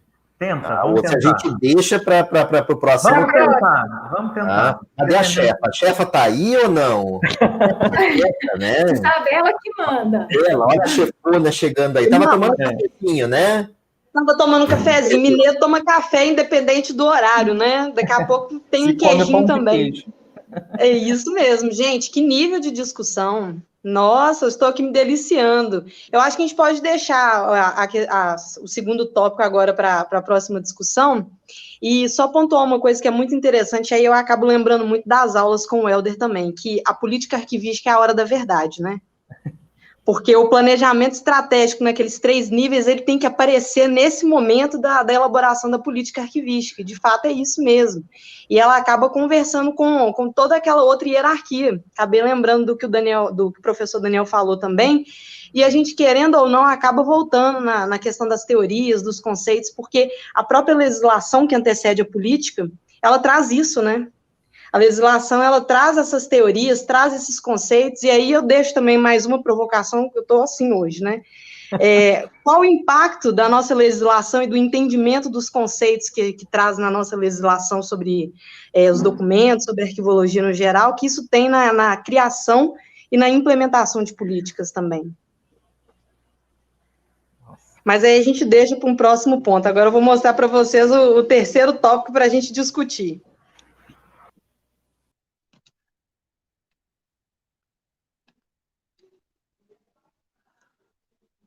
Vamos lá. Terceiro lugar agora. Acessibilidade e disponibilidade versus sigilo. Privacidade e proteção dos arquivos no ambiente digital. Passo para vocês. Aí, Dani, era o que a gente queria, ó. Eu sabia que ia ser a deixa. Não, o Welder tá com uma bolinha de cristal lá, porque ele acertou o primeiro, ele acertou o segundo, acertou. Vamos discutir agora a confidencialidade ou vamos deixar para o próximo tópico? Não, tá aí o próximo tópico que a gente queria. Né?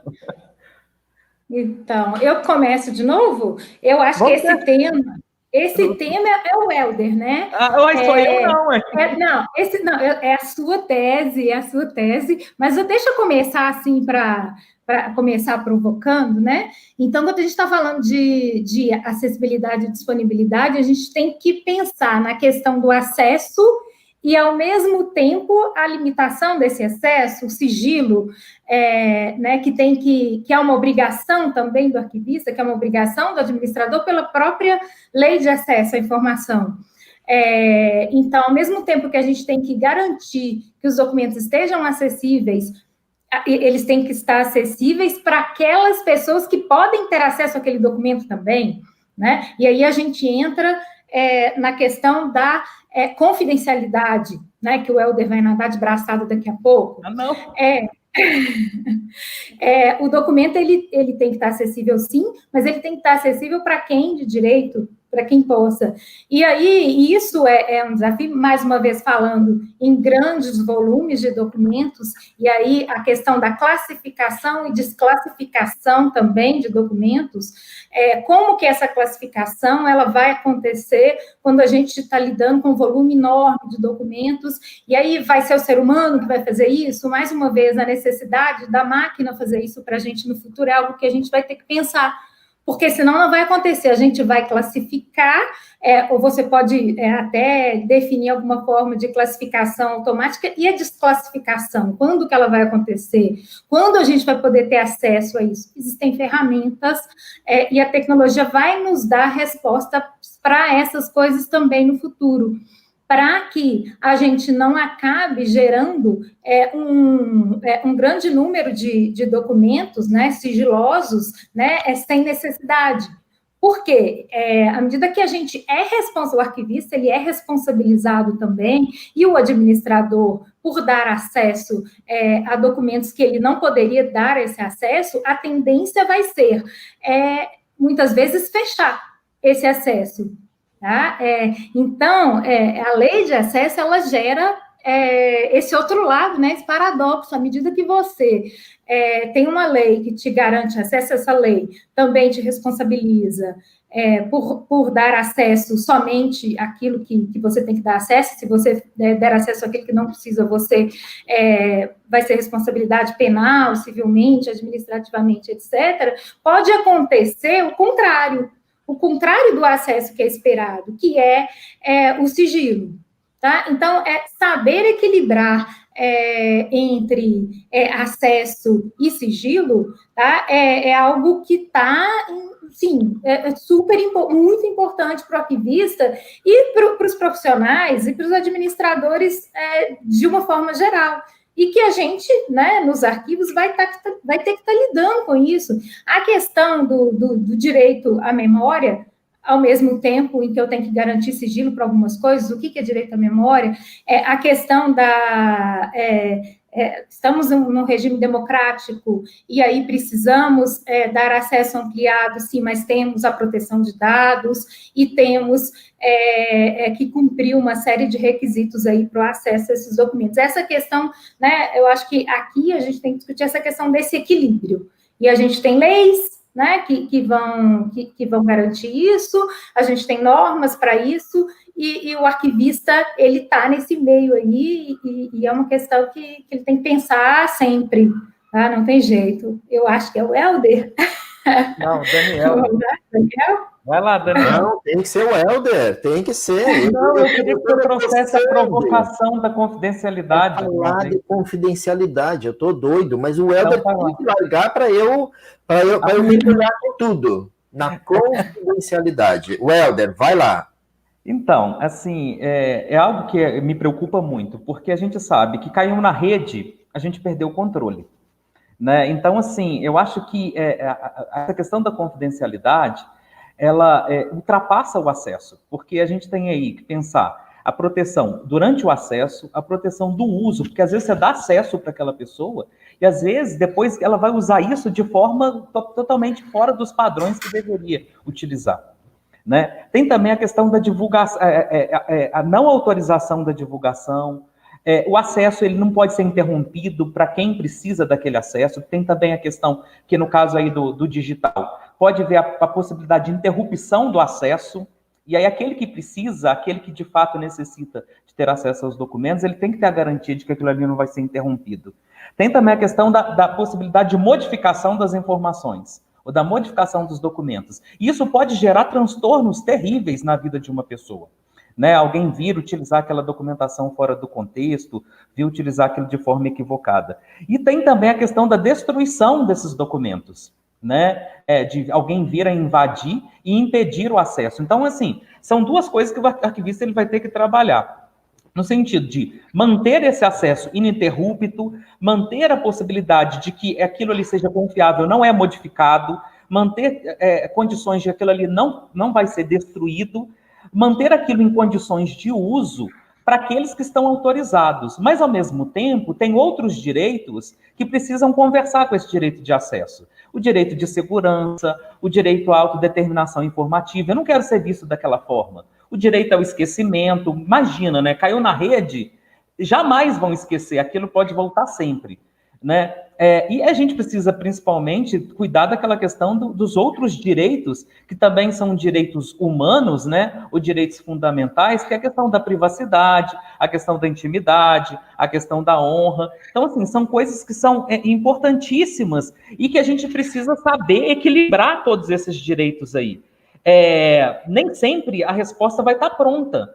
E o arquivista ele não vai conseguir também tomar as decisões sozinhas nesse momento. Ele precisa aí, talvez, de um conselho de ética, ele precisa de um grupo interdisciplinar para ajudá-lo a tomar essas decisões, né? Para poder equilibrar, né, essa questão, de um lado, o direito de acesso, e do outro lado, os outros direitos que também são essenciais. Direito à segurança, direito à honra, que são direitos da personalidade, né? Então, assim, a gente precisa entender que o nosso papel, ele ultrapassa, né, o direito de acesso. Ele vai muito mais além. A gente tem outros direitos que precisam ser garantidos.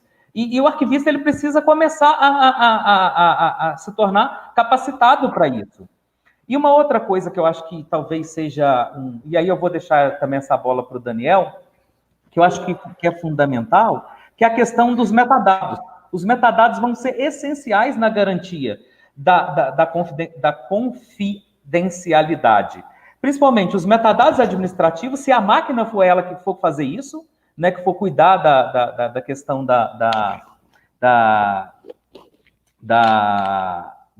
de cuidar não disponibilizar determinada informação, os metadados administrativos, metadados estruturais e principalmente os metadados descritivos vão ser essenciais, tanto para a máquina quanto para o arquivista, vão ser essenciais nesse momento. Se o arquivista ele não trabalhar isso, vai ser praticamente inviável, né? Então, assim, eu acho que é algo que é fundamental. A gente precisa entender esses outros direitos e a gente precisa assumir que a gente tem um papel fundamental aí, no sentido de dar garantia dos outros direitos. Durante muito tempo, a gente discutiu, abre tudo, libera tudo, e a gente esqueceu, desde de 1991, a 8.159, que a gente não tem discutido sobre essa questão dos outros direitos.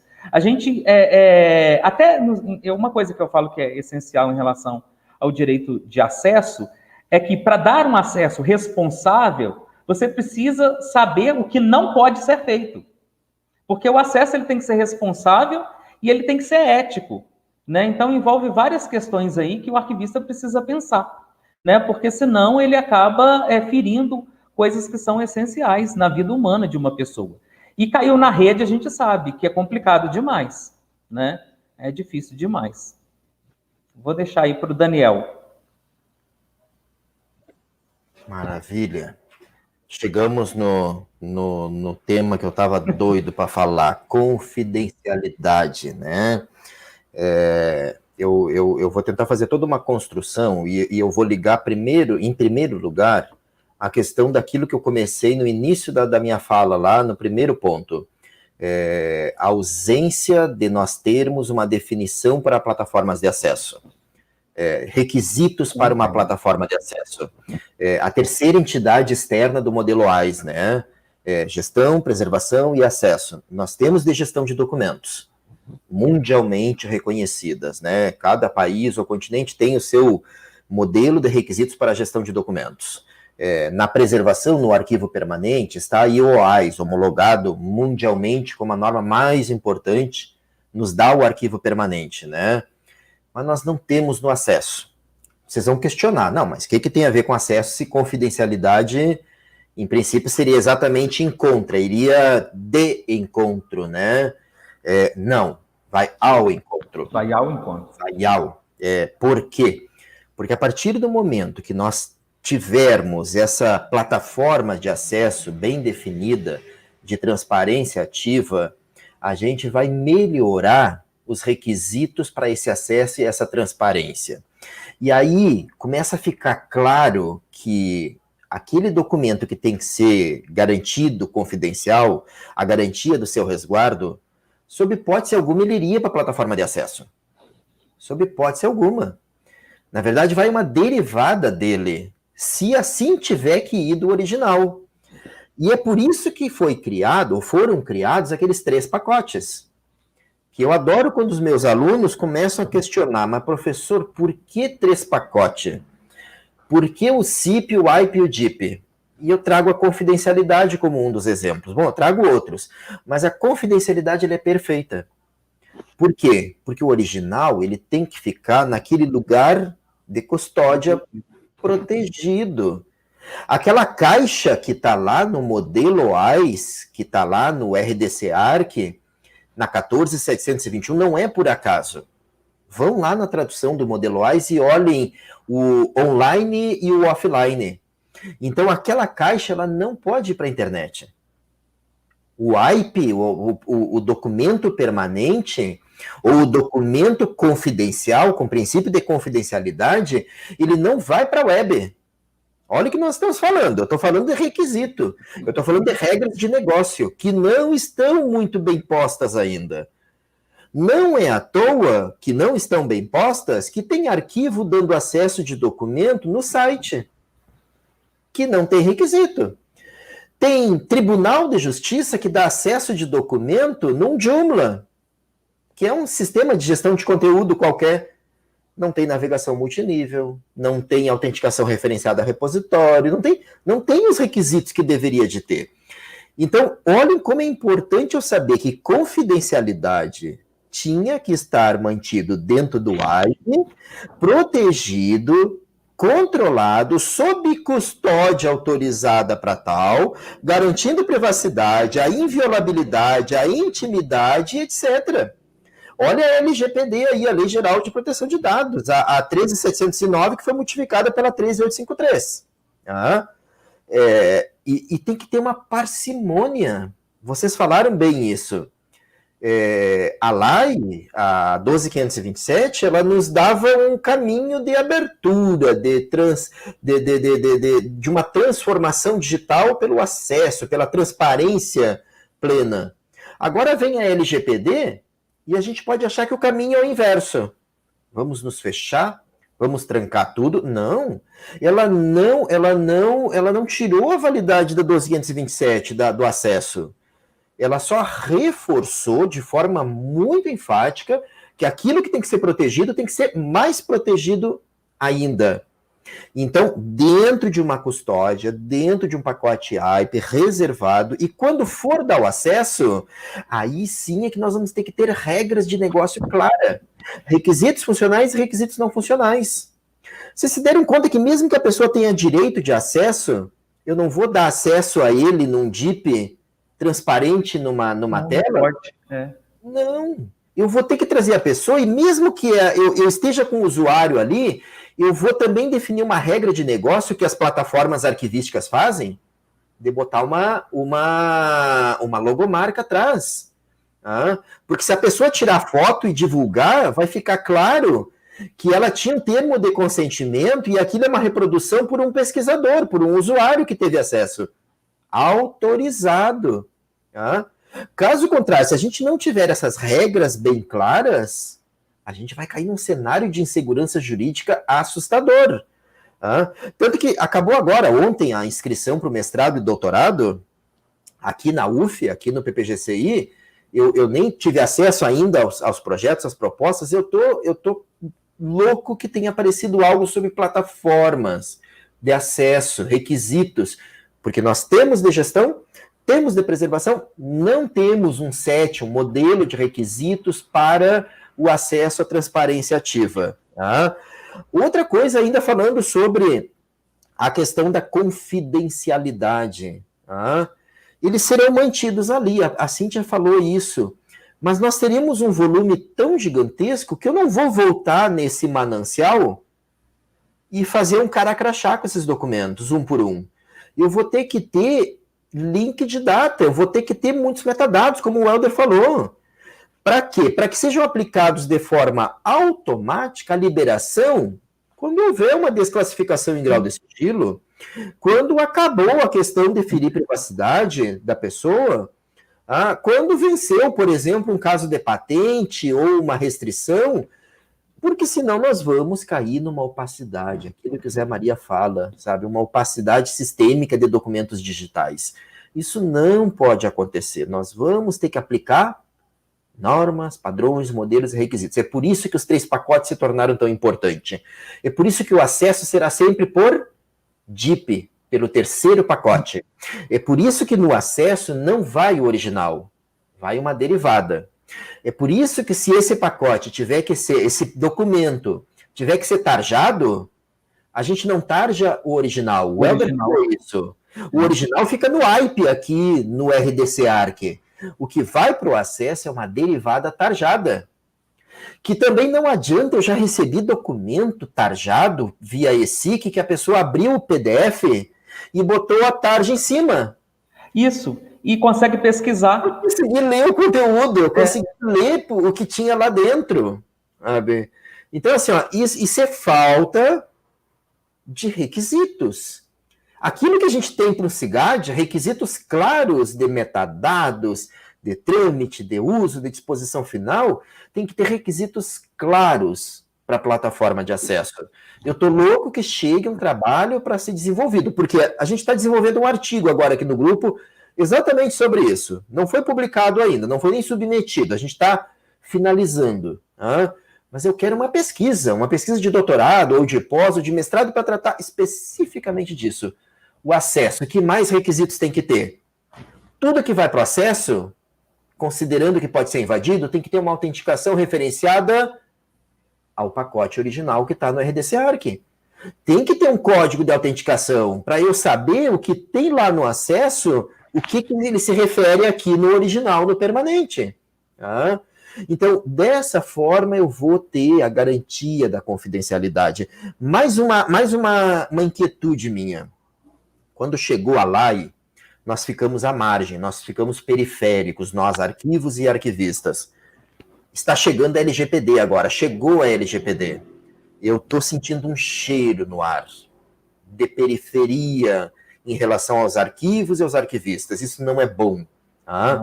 Nem que seja por outrem ou que seja por nós mesmos. Eu estou tentando abordar isso de forma sistemática nas minhas aulas, nas minhas discussões.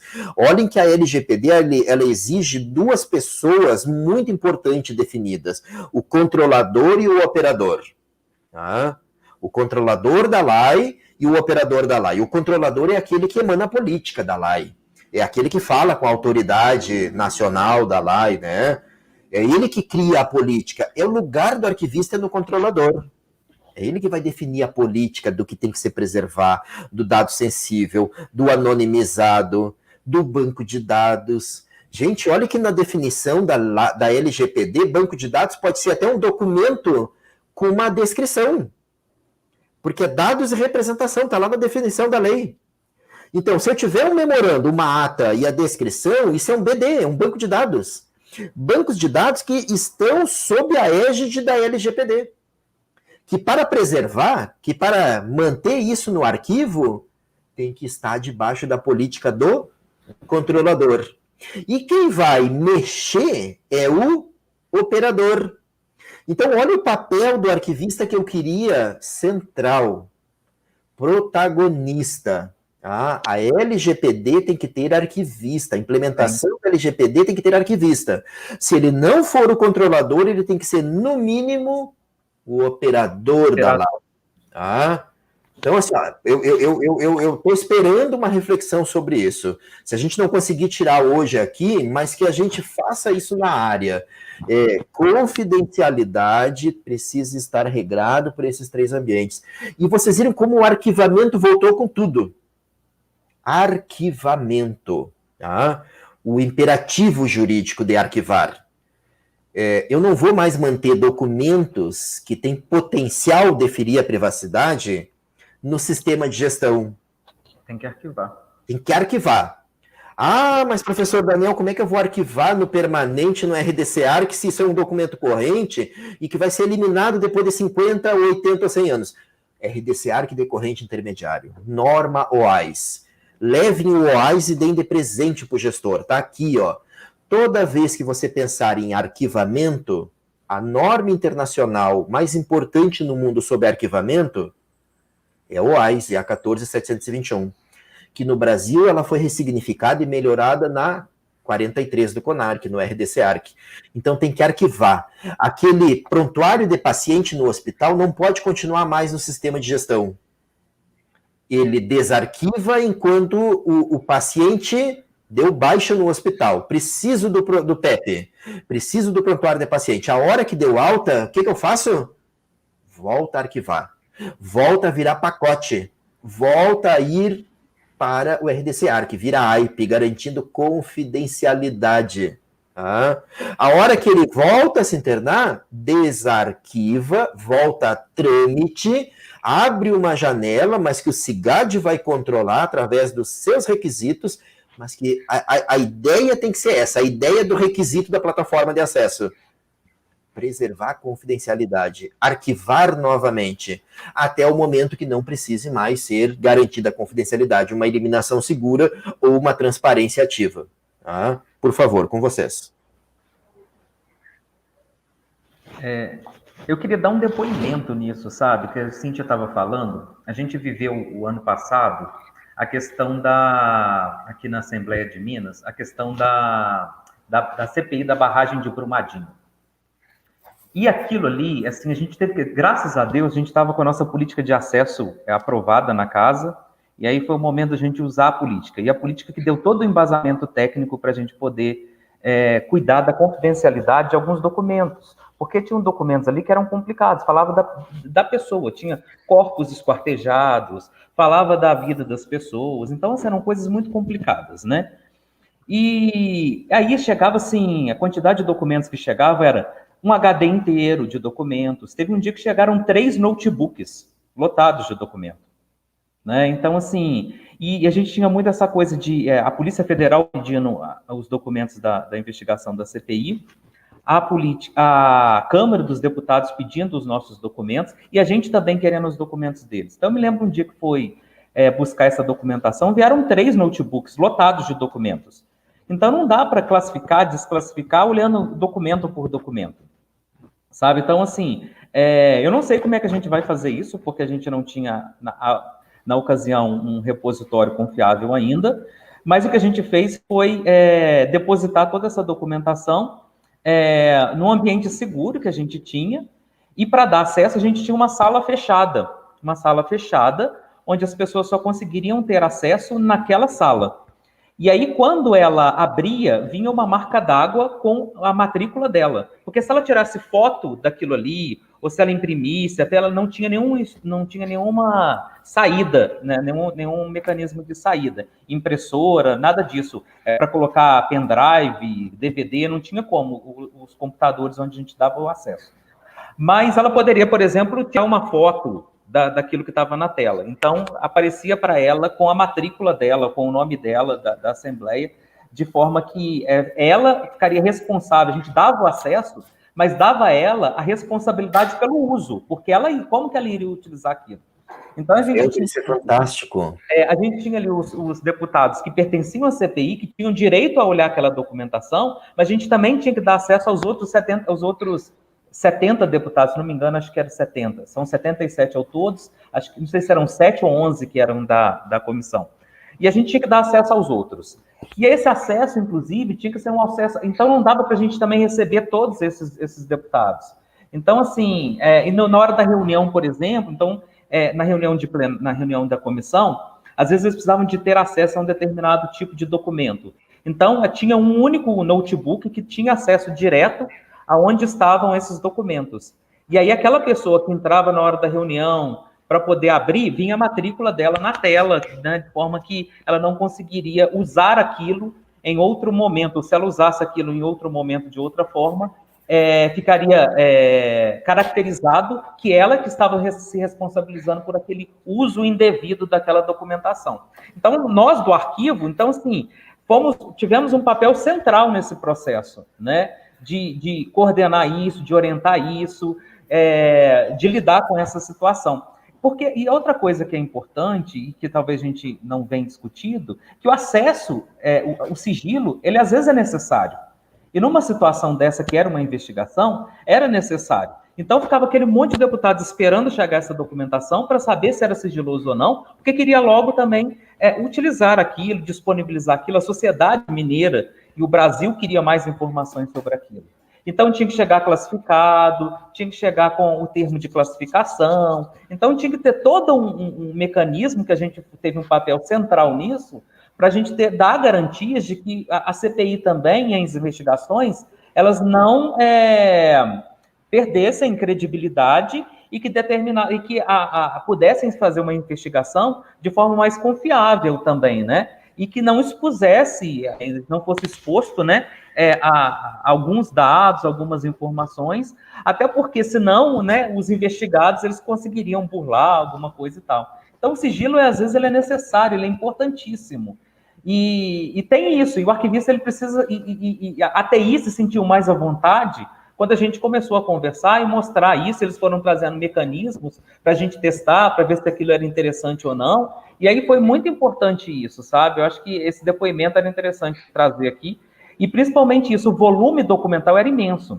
Então, por exemplo, chegavam os ofícios, muito engraçado, eu recebi pendrive escrito ofício número 2, com uma etiquetinha no pendrive, né? Então, chegavam coisas assim, chegou muito documento digital, muito, uma quantidade imensa.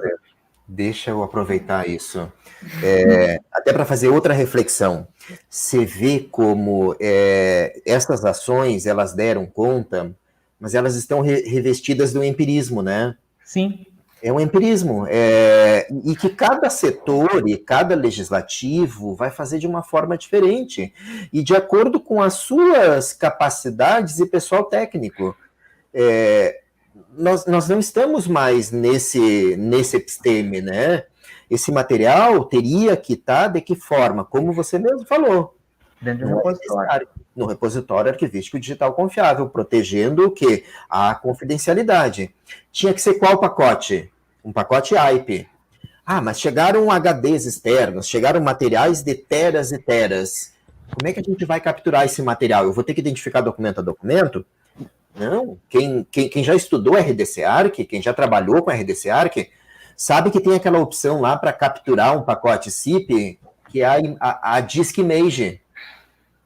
Quem está assistindo deve se lembrar. O Werder lembra porque a gente fez cursos de arquivemática, tem o Disk Image lá. É uma imagem forense de um dispositivo. Pode ser de um pendrive, a gente gera uma imagem inteira dele. Uma imagem do Winchester, uma imagem de um desktop, de um computador, de um Windows, de um Linux ou de um Mac. E que é capturado para dentro daquele ambiente de preservação e que passa a ser garantida a sua confidencialidade. E aí a gente está recebendo o quê? Aquilo que vocês estão falando. Eu não fico meio lá manuseando e mexendo. Ele está debaixo da política. De formatos, de conversão, de migração e etc. Mas e quando for dar o acesso, como é que coloca a marca d'água? O arquivista vai lá colocar a marca d'água documento em documento? Não, o workflow está pronto para colocar marca d'água. Quem já trabalhou com o Atom, com o ICA-Atom, sabe que tem uma opção para a gente colocar uma imagem lá para colocar imediatamente em todos os DIPs daquela série, por exemplo. Ou daquele fundo. Isso pode ser um fundo inteiro que eu vou colocar a marca d'água e que não é um ICA-Atom público. Não é um ICA-Atom na internet, é um ICA-Atom restrito, num IP único, num único computador credenciado, com o acesso controlado pelo arquivo, pela autoridade arquivística, mas com todos esses requisitos, com uma autenticação referenciada ao original. Então, vocês veem, a gente ainda está fazendo muito empirismo, a gente ainda está aplicando muito padrões empíricos, experimentando, de acordo com aquilo que a gente tem, que a gente pode. Mas a gente tem que considerar que se a gente não criar políticas muito altas, sabe, a gente vai perder um manancial digital nesse Brasilzão profundo gigantesco. Olha o que tem de legislativos estaduais que não tem arquivista ainda. E a grande questão que muita gente colocava, vamos criptografar tudo. A questão também não é só criptografar, outras coisas precisam dar conta disso, né? Claro. É lógico que quando chegavam essas cópias, a gente assinava digitalmente, a gente criou uma certificação digital interna, então a gente dava certificação digital, sempre era eu ou algum servidor meu, que assinava aquela cópia como cópia autêntica, a gente conferia, dava como cópia autêntica, e ficou nesse local reservado, né? Falta muita coisa ainda, né? A gente precisa colocar isso urgente dentro de um repositório. A gente já sabe disso, a gente já está correndo atrás disso. Mas sem a política, a coisa não ia andar, ia ser mais complicado ainda. Ainda bem que a gente tinha já uma política de acesso, né, para a questão de classificação, desclassificação, e a gente tinha alguns procedimentos já estabelecidos. E isso foi essencial. Então, assim, o arquivista ele precisa desenvolver procedimentos para isso, precisa se envolver nessa política, na construção dessa política, e principalmente, isso que você colocou, Daniel, da proteção de dados, o arquivista ele precisa se envolver. Só o pessoal da TI está sendo chamado, e só o pessoal da TI está discutindo essa questão. A gente está deixando passar. E esse palco também é nosso, nós também somos protagonistas nessa discussão. Tá? E a gente ajuda a dá-lo. Isso foi uma coisa que foi interessante. A gente, nessa situação que eu vivi, a TI se sentiu mais segura e a gente se sentiu mais seguros. Porque a gente pôde conversar e encontrar os melhores mecanismos para que aquilo pudesse acontecer. E aí virou parceria mesmo, né? E isso é essencial, sabe? Sim. E, Daniel, você estava falando essa coisa das oportunidades que a gente perde, né? Com a lei de acesso à informação, todo mundo ficou achando agora é o momento que o arquivista e que o arquivo vai fazer a diferença. E o acesso à informação, ele acontece de alguma forma, e muitas vezes sem a participação do arquivista nesse processo, ou seja, a gente ficava esperando que aí houvesse a necessidade de gestão de documentos, e aí o arquivista seria valorizado, e não foi bem isso que aconteceu. E a gente não pode perder mais uma oportunidade, né? E aí é muito mais oportunidade, né, do que tudo, do arquivista estar presente nisso e da área de arquivos estar presente nesse processo todo aí da Lei Geral de Proteção de Dados. Não perder essa oportunidade. E a TI, gente, a gente tem que enxergar como aliado. E muitas vezes é aliado, tá? Não é o adversário, a gente tem que estar trabalhando junto. Parceiro. Parceiro, como o Daniel falou, a própria TI está preocupada com esse excesso de produção de documentos e com a não eliminação de documentos, né? Então, né, é hora de trabalhar junto e de mostrar que existem procedimentos para isso e que a gente já pensa nisso há muito tempo, né? Apareceram algumas questões aqui, que a Isabela colocou, a questão da desclassificação no ambiente do AIS, né? No RDC-ARC. É lá que tem que acontecer, né? Todo o controle de classificação e desclassificação de documentos. Né? Então, a gente tem normas, a gente tem todos os mecanismos para fazer as coisas de uma forma automatizada, né? E sair dessa empiria que a gente estava falando, né? Que o Helder estava colocando aqui. A gente ainda está resolvendo muita coisa assim, é o que eu falei, recolhendo HD dentro de caixa. Tá? Pensar que é de outra forma. A Gisele colocou a questão das marcas d'água, né, digitais, que são um requisito que estão lá no EARC Brasil, sim, né, marca d'água digital, e outras coisas. Então, quando a gente fala assim, já tem, né, nós já temos isso daí, tá tudo, a nossa área, ela conseguiu desenvolver muitas normas, muitos procedimentos, ainda que a gente concorde que para o acesso está faltando. Eu acho que esse é o próximo passo, né? A gente pensar em ter padronização do acesso ao usuário e dessa forma de dar acesso seguro, dar acesso só ao que precisa, com confidencialidade, tá? Para garantir o acesso mais amplo possível e responsável, né? Um acesso responsável ao documento de arquivo. Deixa eu comentar mais alguns elementos. Vejam que, inclusive, esses procedimentos tecnológicos, tem vários procedimentos, como esse da marca d'água, por exemplo, que já são implementados. Na verdade, eles nem foram documentados exatamente como requisitos, mas eles já estão lá, em plataformas livres que estão aí, em software livre, que a gente pode baixar e utilizar no meu arquivo e etc. Sabe? Tem um outro comentário que eu queria fazer também, é que os setores de TI, eles não pediram para assumir essa custódia do documento digital. Eles foram compelidos, eles foram mandados, eles receberam uma ordem, tá? Uma decisão da alta gestão. A partir de agora, vocês vão cuidar desse sistema que produz processos administrativos. Tá? E pronto.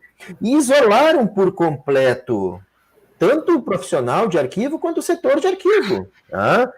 Então, assim, ó, eles não queriam. O profissional de TI, quando eu dialogo, quando a gente tem inúmeras intervenções com setores de TI, eles não queriam assumir custódia de documento digital.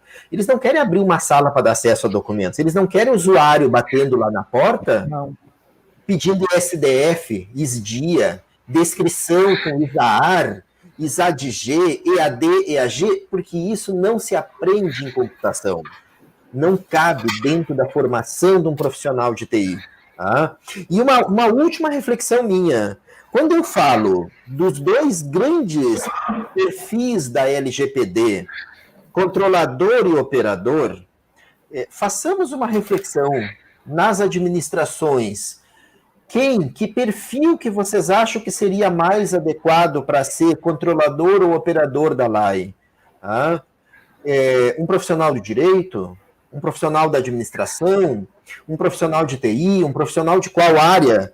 Quando que, na verdade, o controlador, ele vai emanar políticas sobre documentos e dados em documentos que podem ferir a privacidade, que tem que garantir resguardo, que tem que garantir confidencialidade, privacidade, inviolabilidade, intimidade, direitos humanos, etc. Esquecimento, memória, autodeterminação informativa. Documento de arquivo. Nós estamos falando de informação manifestada em suporte que foi produzida, gerada em consecução das atividades ou funções do órgão. São documentos de arquivo que agora estão em dados. Porque os gestores, essa é a outra reflexão que eu quero fazer com vocês. Os gestores do futuro, gestores de hoje, eles não querem mais documentos, planos como a gente tinha. Eles não querem mais um relatório gerencial que eu vou lá e eu exporto no PDF e vira dado, e depois aquele gestor vai ter 30 milhões de documentos nesse PDF manifestado. O que o gestor quer? Dados para a sua tomada de decisão. Documentos em dados. Não é mais interessante para o gestor um arquivo que tenha só PDFs manifestado, mas não tenha os dados que originaram aquele documento. O gestor quer ter o poder de cruzar dados, manipular, analisar, para tomar decisão. Não é só o gestor. O usuário também quer dados para reuso. A imprensa, ela quer usar os dados, ela quer definir a sua hipótese. Os historiadores do futuro também vão querer, ou já querem, instrumentos arquivísticos em dados para analisar, pegar uma série, juntar com outra série, começar a fazer minerações, análises. Então, nós estamos falando em planos de classificação que a gente tem que parar de botar PDF de PCD na internet. Tem que botar ele, mas tem que botar os dados daquele plano de classificação. Tá? Para reuso, para reusar.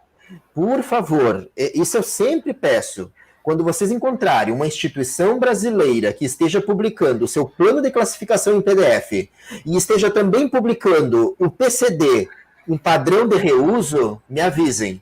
Porque a gente está passando, analisando as administrações públicas, os arquivos, para ver quem é o primeiro arquivo que vai publicar PCD em padrão de reuso, em LOD, em link de data.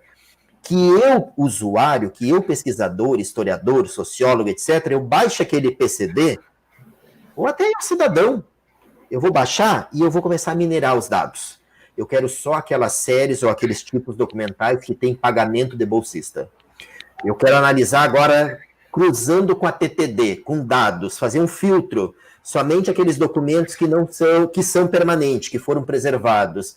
Isso é o reuso, isso é documentos em dados, que é o que a gente quer. Não só instrumento, mas os documentos em dados também, preservados em repositórios autênticos e acessíveis em plataformas com requisitos em dados.